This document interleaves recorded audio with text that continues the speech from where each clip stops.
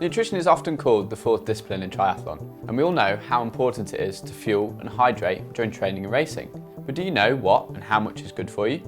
We've got some top tips based on the latest science and feedback from hundreds of triathletes that will help you perform at your best and enjoy your event more. I'm delighted to be joined by multiple IRONMAN Champion Lucy Gossage. What should we consider when planning our nutrition strategy for long distance triathlon? Well, carbohydrates are high energy fuel for endurance events. It helps you go faster and further. But unfortunately, we've only got a small amount stored in our body, and it's depleted after less than 2 hours of swimming, cycling or running. Now, carbohydrate refueling will substantially extend your endurance by giving you the extra energy you need. You'll enjoy your event more, but you'll also feel stronger, particularly later on. It may seem an obvious conclusion that the more carbohydrate you consume during an event, the more energy your muscles are going to have available. The research suggests that if you consume more than 60 grams of carbohydrate per hour, found in a traditional sports drink, it will not be absorbed. This is the maximum amount of carbohydrate that can cross the wall of your intestine and get into your bloodstream.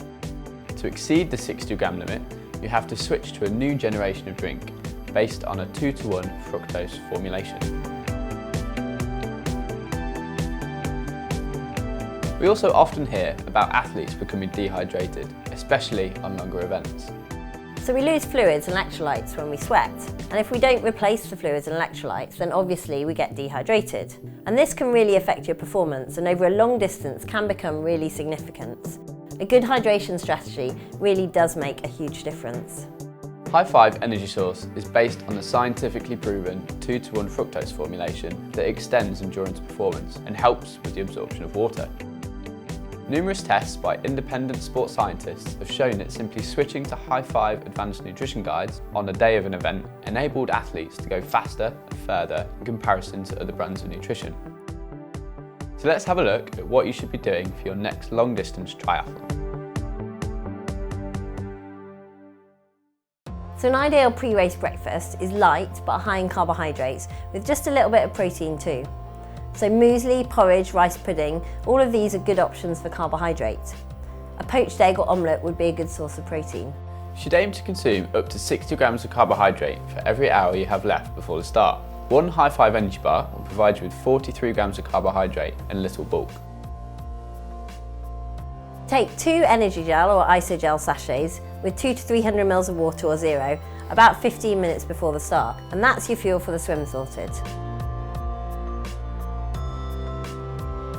So long distance races are often won or lost in terms of nutrition during the ride. Now, how much you can drink on the bike does depend on the weather conditions.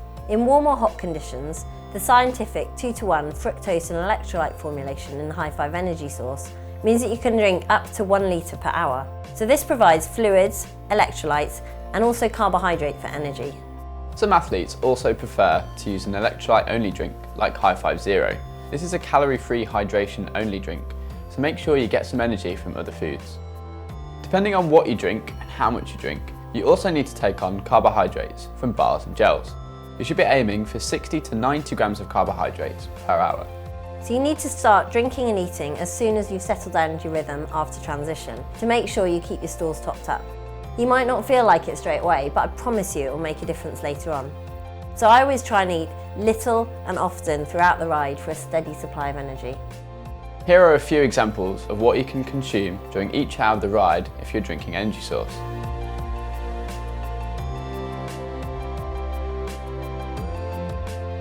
If you're drinking zero, then 1 energy bar and 1 gel per hour will provide you with just over 60 grams of carbohydrates. For gel intake, you can either use energy gel or isogel, depending on your personal preference. In comparison, a banana will provide you with around 20 to 30 grams of carbohydrates, depending on its size. On to my favourite bit, caffeine. Caffeine gives you both a physical and a mental boost. So when you're taking part in tough sports events, like a long distance triathlon, caffeine really helps increase your endurance performance. So that means that you can go faster than before without even doing any extra training. Scientific research has shown that an effective dose is 3 milligrams per kilogram of body weight for increased endurance performance. On the screen, you can see how much caffeine you need to take depending on your body weight, and an example of what you could take to get there. So I don't use caffeine straight away in races. but instead I take it towards the end of the bike in preparation for the run to give me a bit of a kick. Your body removes caffeine from your bloodstream over time. Once you have loaded up with caffeine, you should top up with 30 milligrams of caffeine every hour. Energy Gel Plus and Isogel Plus each contain exactly 30 milligrams of caffeine per sachet. If you take the second gel in the same hour, then this should be the standard gel with no caffeine. If for any reason you don't want to use caffeine, then simply switch the caffeine products for the non-caffeine equivalents from High Five. So when you're running, it's easiest to get your carbohydrate from gel, and you can take up to 3 sachets of High Five Energy Gel or Isogel each hour. That will give you around 60 grams of carbohydrates per hour. If you're using caffeine, then one gel should be the plus variant with caffeine to keep you in the caffeine performance zone. Any remaining gel should be the standard gel with no caffeine.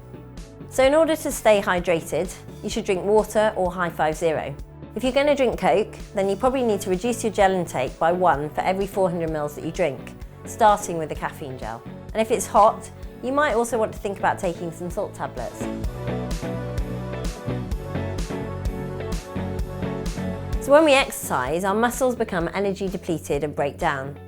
And when you compete in a long distance triathlon, you really do push your body to the limit, so definitely expect some soreness and stiffness afterwards. Having some protein and carbohydrates as soon as you finish helps to replenish our muscle energy stores and kickstart the repair and recovery process. Drink a bottle of protein recovery as soon as you finish. This contains a unique blend of whey protein isolate and carbohydrates. It gives you the time to have a shower and relax a bit before eating a balanced meal 1 to 2 hours later.